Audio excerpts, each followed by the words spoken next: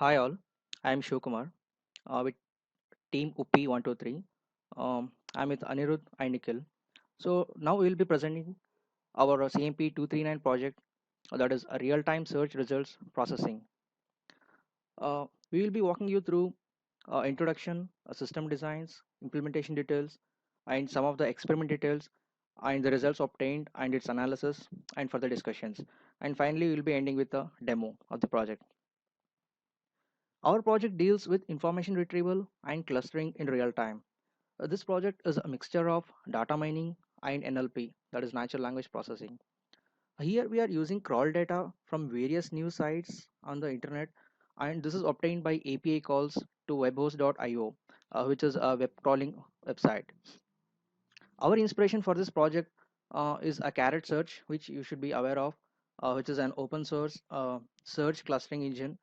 It is something different from Google, which you have seen in the class, I guess. And also our project aims at a real-time search results processing system, which aims at performing information retrieval and uses various text and document clustering techniques, which are in real time. Apart from this, we have done something on clustering. Here we use clustering to improve the granularity of search results for a query term. And also our application provides the functionality of generated word clouds out of all the terms in the results retrieved.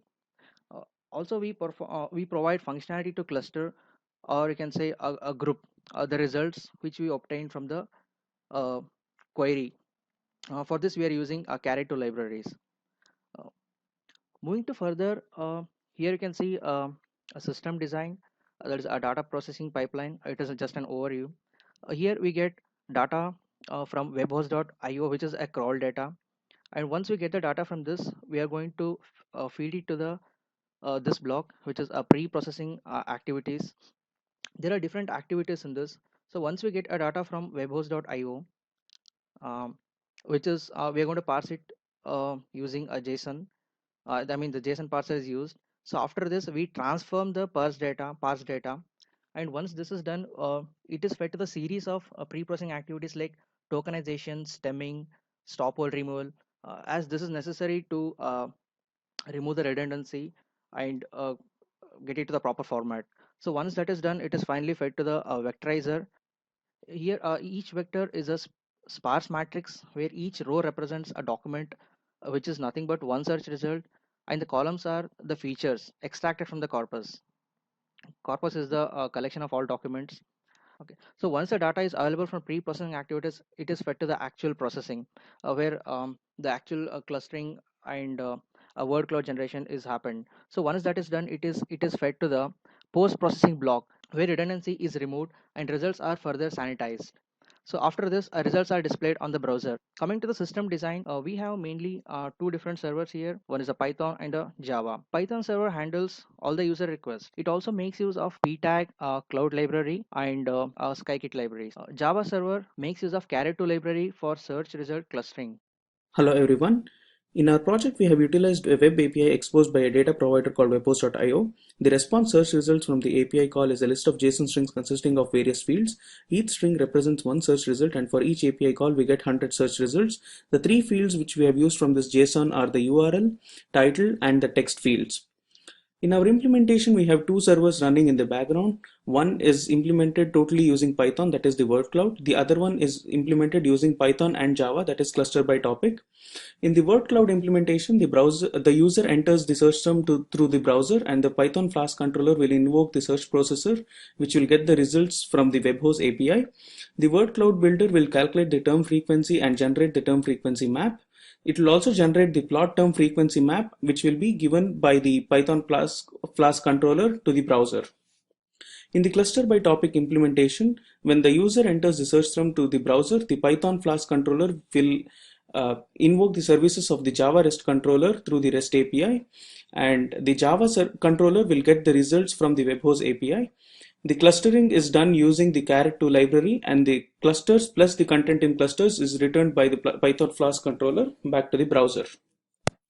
The experiment we conducted deals with varying params to TF-IDF vectors, which is used in pre-processing the text which is forwarded to the clustering algorithm.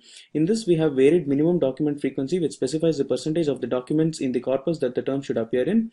Here we have specified as 0.8 and 0.2. We have implemented the k-means algorithm as seen in the source code, but we have decided not to go ahead with it since the result varied greatly depending on the search term and also the parameters. These parameters could also not be kept the same for every search, and hence we decided to use the caret search algorithm. The various challenges we faced and the workarounds we adopted are as follows. Varying the parameters applied to vector functions will result in great variation in feature extraction results. The matrix generated from extracted features to represent a document in a text cluster has columns as the features extracted from the entire corpus and not terms belonging to each document. The n-gram is one more thing which needs to be kept in mind while mining information from a text corpus, because natural language has inherent property in which certain words are almost always used in conjunction with certain other words, and together these word pairs or groups of multiple words are called as n-grams, and increasing the value of n will result in variations in the number of features extracted. After going through the source code of PytaCloud and sklearn's count vectorizer, we realized that to associate words with their counts, we need to maintain an order of token list passed around throughout the processing pipeline to be able to associate the results back with tokenized source. Initially, the results returned by web hosts were being passed and stored in a file system, which was improved, and we made use of Python dictionaries, which greatly reduced the program runtime. The HTML generator from PytaCloud uses Pygame library, which was very slow, and after researching on the internet, we decided to reduce the number of words plotted in the cloud and display the entire list of words and their respective frequencies in the corpus instead. These are the screenshots of our results, and more will be explained in the demo by Nikhil. Hi, this is Nikhil. I'm going to first take you through our application setup followed by the demo of our application. The setup consists of Flask server running on localhost port 5000, Spring MVC Java web application server. This is the homepage of our project. There are two functionalities offered. One is the word cloud and the other one is search result clustering. So I'm going to try to get word cloud for a search keyword. So if we move to the Python console here, we can see that this is the Jaguar is the search term, and these are the query parameters that we send to our data source, which is webhost.io.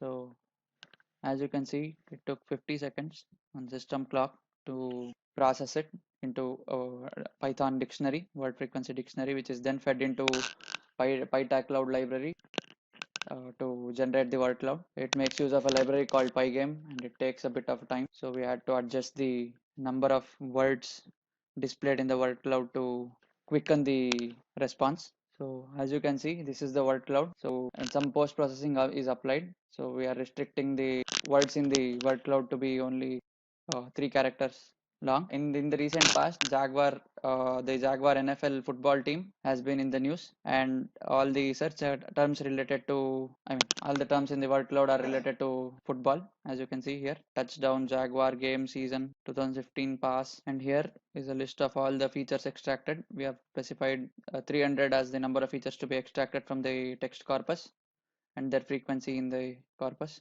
So moving on, we can generate the search results clusters for the same search term. This time it will call the Java web server, also running on the same system. Here it has fetched results quickly, maybe from the cache, since the search term is the same. And the results are displayed like this.